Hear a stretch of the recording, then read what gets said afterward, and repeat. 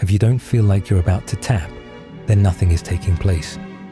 So when it comes your way, don't tap. That is the signal most people misread completely.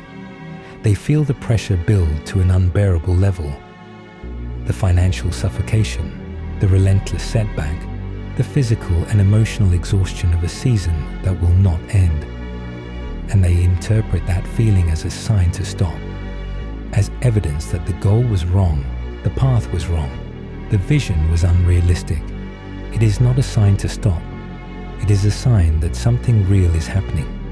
The fighter who has never been pushed to the edge of tapping has never been in a real fight.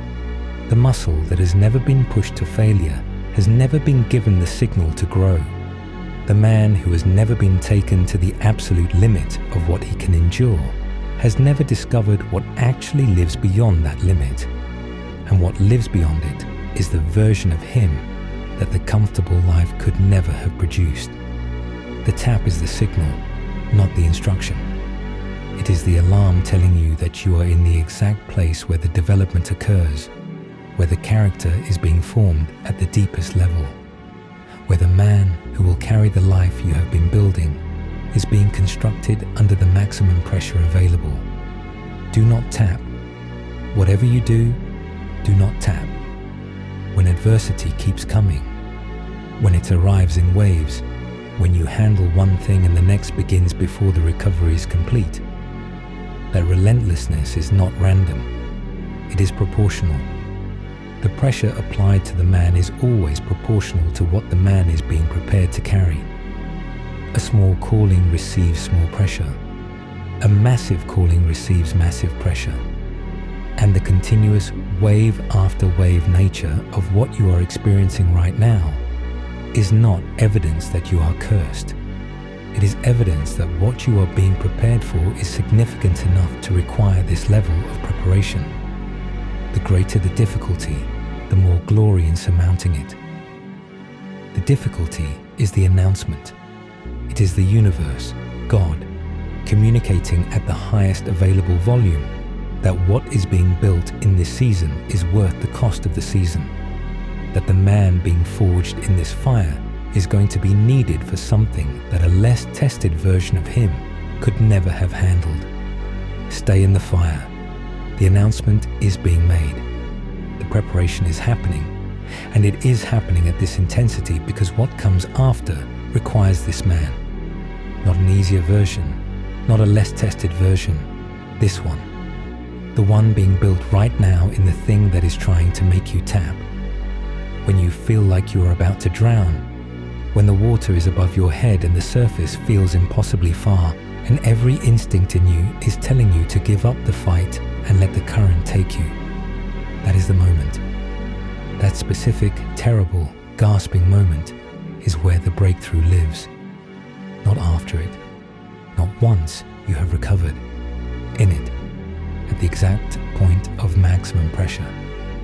Many of life's failures are people who did not realize how close they were to success when they gave up. Closer than you think. Always.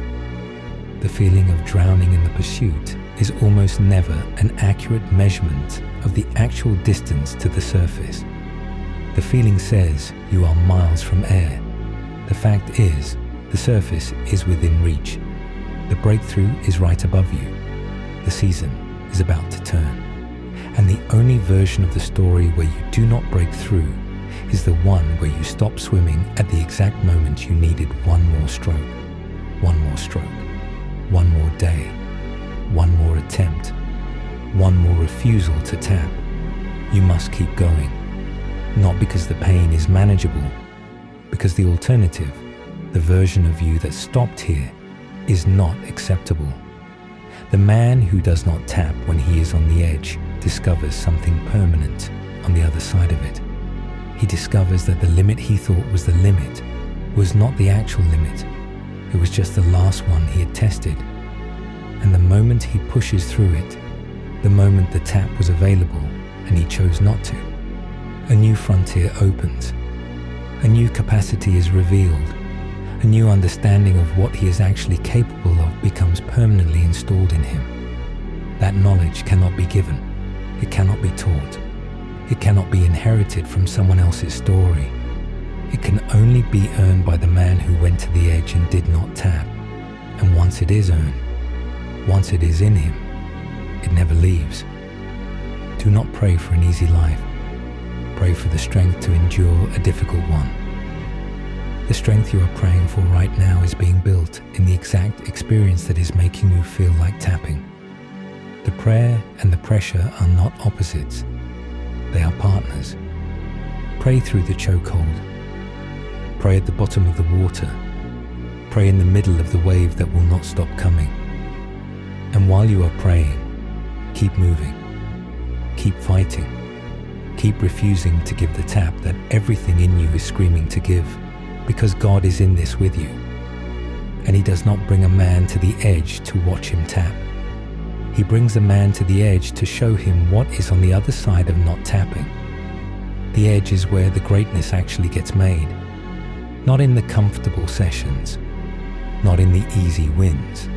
Not in the seasons when everything is flowing and the results are arriving and the path is clear. In the seasons that feel exactly like the one you are in right now.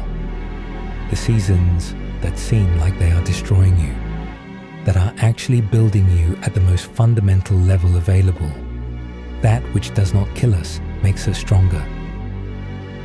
Not figuratively, literally. The psychological strength, the emotional resilience, the spiritual depth, the unshakable certainty of self.